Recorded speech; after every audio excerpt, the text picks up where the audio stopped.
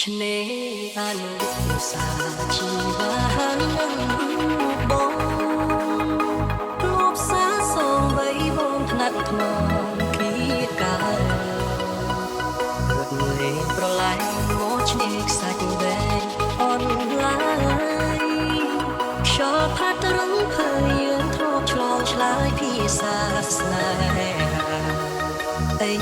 លើប្រែស្ងាត់មិនបាត់មិនឃើញស្នេហ៍ស្នង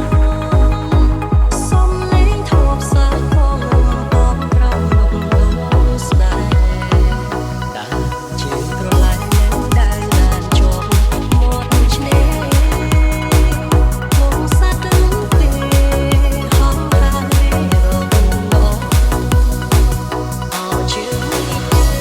ទេតែហើយមានយកមានពីនឹងទេតាយំគៀមក្រង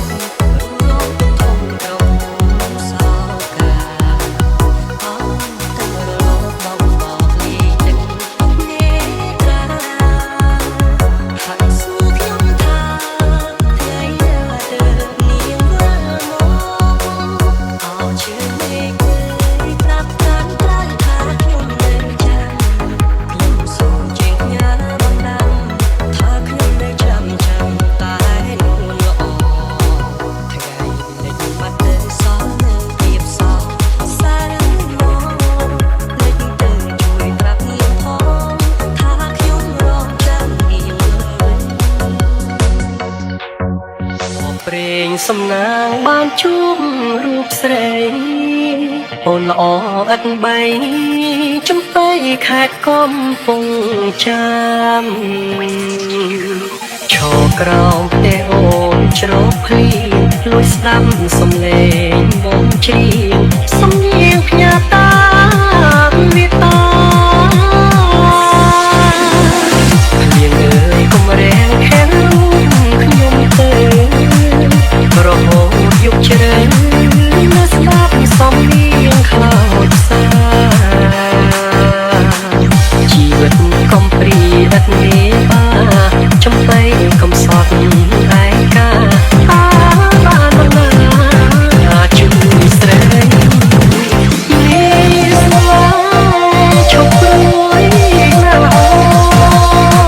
នស្រីស្រួលព្រាមបងសូមជួបនិស័យដូចចាន់ពេញវងមានរស្មីអ្នកជួយបំភ្លឺរីត្រីចៃដល់ជួបស្រីគឺព្រេងស្នេ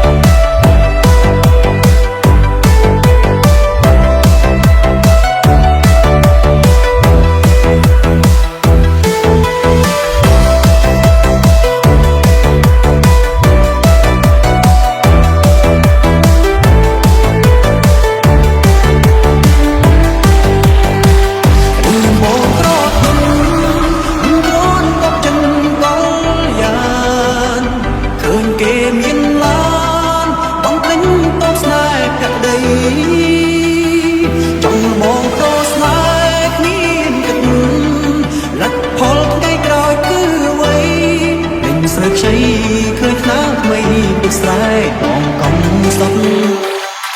ស្ទឹងត្រង់នេះ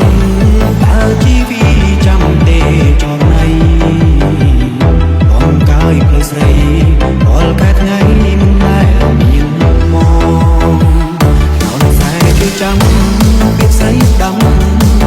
អត់ប្រាំងចាំបងរៀមអក្នុងចំកណ្ដោនេះពេលនេះបងសាគុំបានជួប